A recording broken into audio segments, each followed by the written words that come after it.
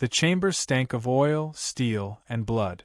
Blue light from the corridor strips hummed like a cruel spotlight on her kneeling form. The floor was slick with her own blood, a crimson trail dripping from her chin and down her torn tank top. Every breath burned as if knives scraped the inside of her ribs, but she refused to bow her head. If the aliens wanted brokenness, they would not find it in her. The towering figure before her, the alien general, moved with calculated arrogance.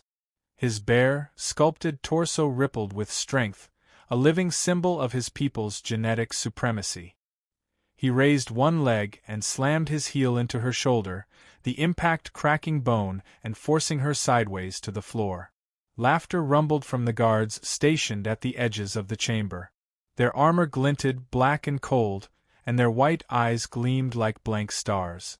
She coughed, spat blood onto the deck, and slowly forced herself upright again. Pain flared through her battered muscles, but she ignored it. Her jaw tightened, and her gaze fixed on the alien general's sneering face. He had expected her to whimper, to curl in on herself. Instead, her silence was sharper than any curse. "You humans are fragile things," he said in a voice that carried across the hall, deep and resonant, every word dripping disdain. "Easily broken, quickly forgotten. You think your resistance matters, but you are less than dust beneath the weight of our empire." His words echoed, but they did not touch her. Inside, behind her bloodied expression, she held to one truth. He had miscalculated. He saw only flesh, weakness, mortality. He did not see the mind that never stopped measuring, calculating, memorizing every detail of the ship, every flicker of power from the panels, every reaction of the guards. He thought her body was all there was. He was wrong. Memories pressed at her skull like sparks in the dark. She had commanded battalions on Earth, soldiers who fought until their dying breath.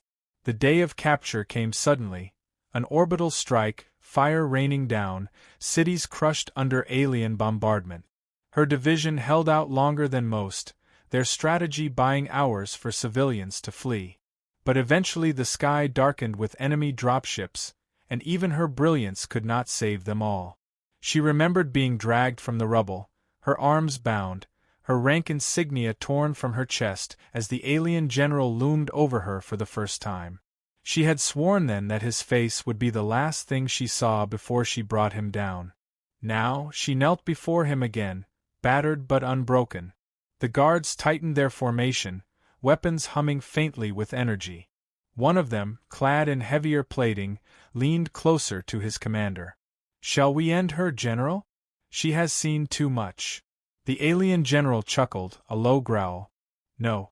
Let her crawl in the shadows of our halls. Let her bleed and remember who owns her life. She is a lesson." His piercing gaze dropped back to her, a look that intended to carve her into nothing. "Every human needs to know what becomes of defiance." He turned and strode from the chamber, his soldiers falling into step behind him. Their metallic boots clanged against the floor until the sound faded into the deeper hum of the vessel. The heavy doors sealed shut with a hiss, leaving her alone in the cold glow. Her arms trembled as she lowered herself against the wall. Pain rippled through her frame, but her mind sharpened as the adrenaline faded into grim clarity. She was not dead. They thought she was powerless. That was their mistake. The alien ship pulsed with energy around her, alive with technology she barely understood yet had begun to decipher. Hours of captivity had not been wasted. She had traced patrol routes by the rhythm of footsteps, counted power surges through the walls, noted the hesitation in the guards' eyes when alarms blared elsewhere. Every detail was a weapon waiting to be sharpened. She closed her eyes and listened to the steady hum of the reactor, the faint hiss of ventilation, the drip of her own blood across the floor. Each sound carried meaning. Each was a clue. Her hand brushed against the chain at her neck, the pendant hanging there, a simple disc of steel etched with worn markings. It had belonged to a soldier who died in her arms, one of the last to fall in defense of Earth. She carried it now not as comfort but as fuel. She whispered his name, a vow threaded through her teeth. The aliens thought the fight was over. They thought their kick had broken more than her bones. They thought their empire was untouchable. But as she pressed her bloodied hand to the cold floor, a fire lit behind her eyes. Few hours. That was all she would need. Would you like me to continue fleshing this out until it reaches 6,000 words in one go, or break it into manageable chunks of 1,000 to 1,500 words each so you can review and adjust as we build Section 1? The corridors of the alien warship were alive with a low mechanical thrum, the sound of a beast breathing in its slumber. She moved silently through its veins, her bare feet leaving faint smears of blood that blended into the dim reflection of steel. The ache in her body was constant, but pain was a familiar companion, something she could cage and chain while her mind worked. Her eyes traced every seam in the walls, every faint flicker in the energy conduits. To her, the ship was no longer a prison. It was a map, a puzzle, a living organism she was learning to dissect. The aliens believed her spirit broken, a prisoner too battered to resist. They let her roam within confined sectors, confident the walls were enough to hold her. Yet arrogance always birthed blind spots. Each hour she memorized patrol rotations, each guard's habits, and the sluggishness of their reactions when systems flickered. When a vent released steam too sharply, 2 guards looked away at once. When the lights dimmed during a recalibration cycle, no one noticed her slipping behind support beams. She was no longer prey, she was patient. In the dark of a holding bay, she found others. They were humans dragged from different battles, survivors in body but not in will. Their eyes were hollow, their backs bent, their movements sluggish with despair. When she entered, they barely looked up. For them, the war had ended with chains and silence. She crouched among them, her voice low, steady, unbroken despite the bruises staining her skin. "You are soldiers," she told them. "Not livestock. Not trophies. Soldiers. You know what that means." One man, older, his face cut by scars, let out a bitter laugh. "It means we lost. It means the galaxy laughs while Earth burns." She met his gaze without flinching. "It means we fight until we can't draw breath. If I have to do it alone, I will. But I'd rather see humans rise with me." The words lingered. A few eyes lifted, uncertain but searching. A spark flickered in their silence, faint yet real. She pressed her hand to the floor, to feel the vibration of engines deep within the warship's heart. "They think we are weak. That is their mistake.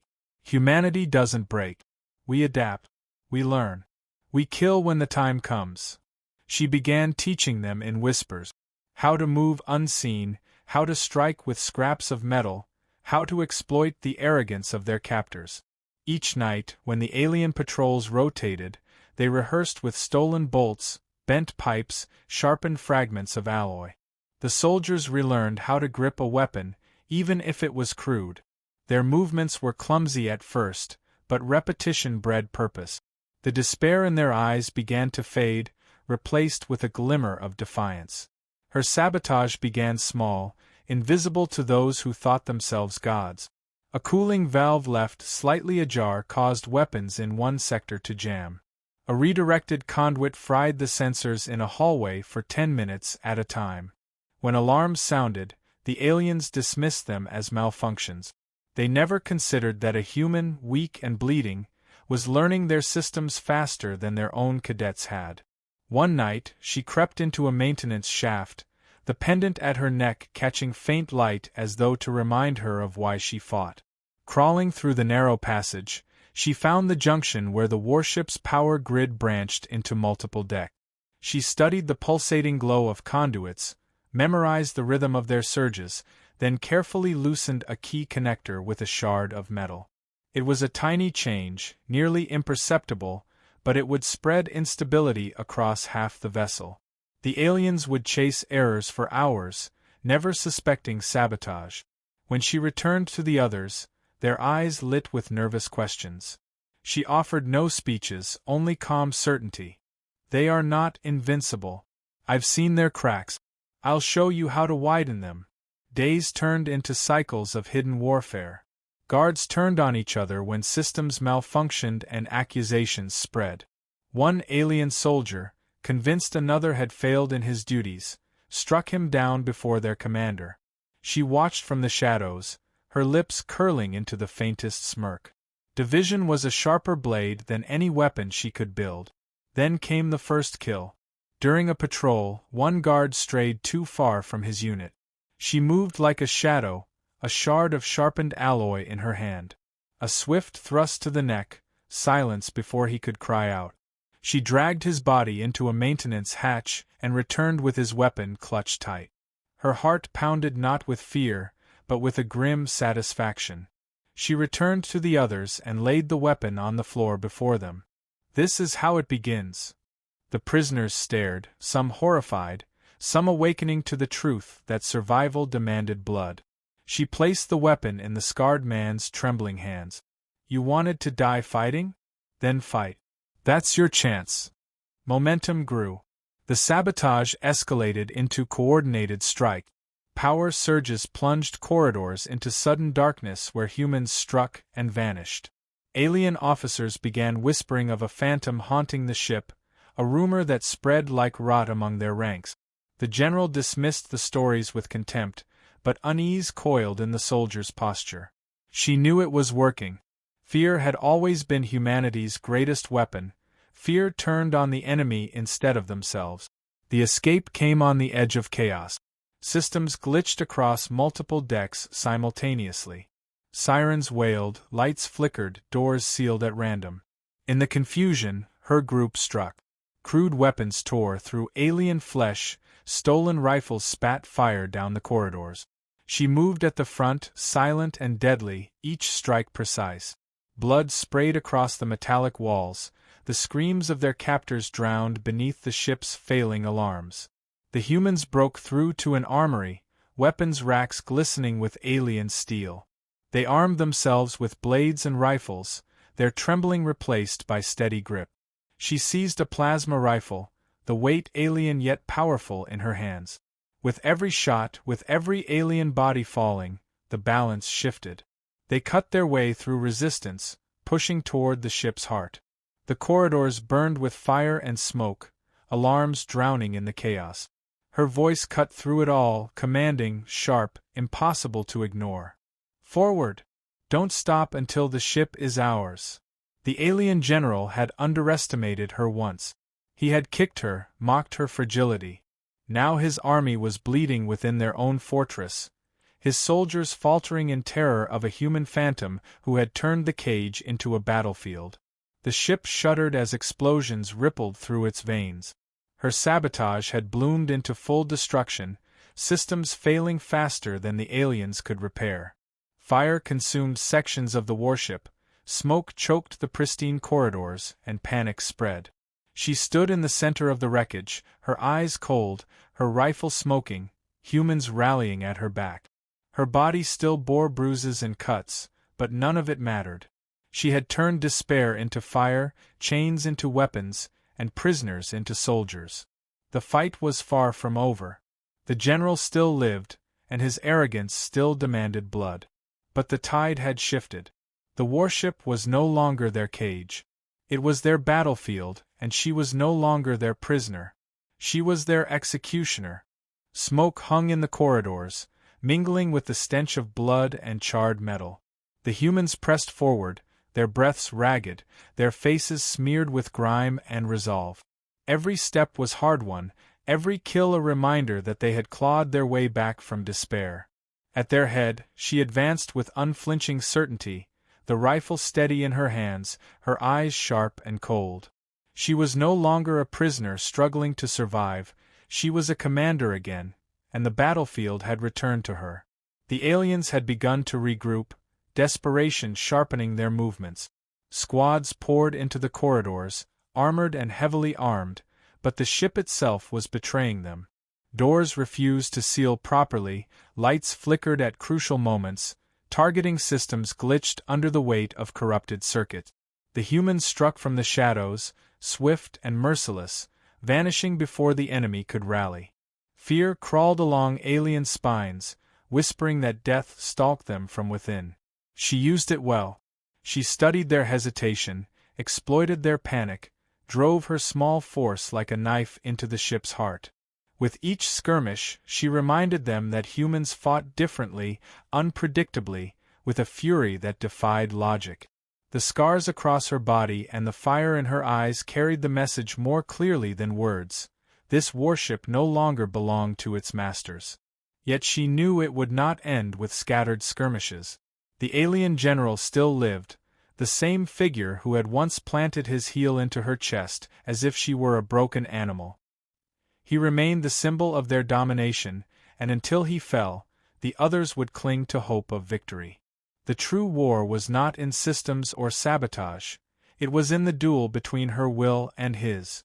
The confrontation came as inevitable as dawn. The humans had pushed through a hangar, flames licking the edges of fractured hull plates, when the alien general appeared.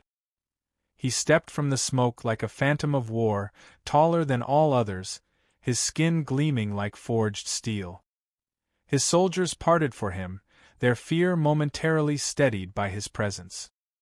He carried no rifle, only the confidence of a predator who had never known defeat. Their eyes locked across the wreckage. The memory of his boot crashing into her shoulder flashed through her mind, the humiliation carved into bone and blood. But she did not flinch, did not lower her weapon. The humans behind her waited, tense, uncertain. This was not a battle they could fight for her. This was the moment the war hinged upon, and they knew it. He raised a hand, signaling his soldiers to hold. Human, his voice thundered deep and resonant, echoing against the burning walls. You crawl back from the dirt like an insect, thinking yourself fearsome. Do you believe your little rebellion matters? Do you think your species is anything more than a spark we will extinguish? Her reply was steady, every syllable etched with steel. I don't believe. I know. You made one mistake, thinking pain could break me. But pain only taught me where to strike. She tossed aside the rifle, letting it clatter to the floor. This would not be decided with weapons stolen from his people. It had to be personal, human against alien, spirit against arrogance. The general's lips curled in something between amusement and contempt. He stepped forward, his fists tightening, the muscles of his frame coiled like a drawn bow. The duel erupted with violence raw and unrestrained. His blows came heavy, each strike a hammer meant to crush. She moved with speed, slipping past him, using her smaller frame as an advantage. Every punch that grazed her ribs sent lightning through her nerves, but she endured, answering with precision, targeting his joints, his throat, his eyes. He roared, the sound shaking the chamber, but for the first time there was frustration in it. He remembered her as fragile, but now she was relentless. She fought with the memory of every city reduced to ash, every soldier who died screaming defiance, every human who had knelt in despair. Her fists were not only her own, they were Earth's. When he caught her and hurled her against the wall, she rose again, spitting blood, eyes blazing. When his hand clamped around her throat, she drove her knee upward, shattering his jaw with a crack that reverberated like a gunshot. The fight tore through the chamber, scattering debris, shattering panels. Sparks rained as conduits burst, casting them in strobing light, predator and prey circling in chaos. Finally, with a scream that ripped through her lungs, she drove a jagged shard of metal into his chest. His eyes widened in shock, the certainty of his supremacy bleeding out with each drop of dark fluid. He staggered, his massive frame collapsing to his knees before her. She leaned close, her voice low and deadly. That was for every human you thought beneath you. Then, with a savage twist, she ended him.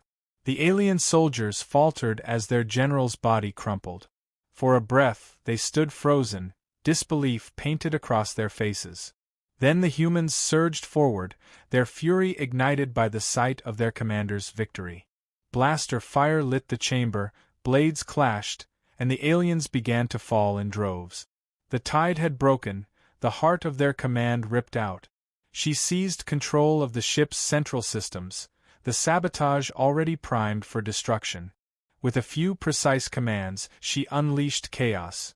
Weapon batteries overloading, reactors overheating, the warship turning against itself. Explosions thundered through its decks, tearing the once mighty vessel apart from within. The humans pressed their advantage, carving through alien ranks until the corridors ran slick with blood. The ship became a graveyard. Flames consumed the walls, bodies lay scattered in pools of smoke and fire, and the once arrogant Empire's warriors screamed their last.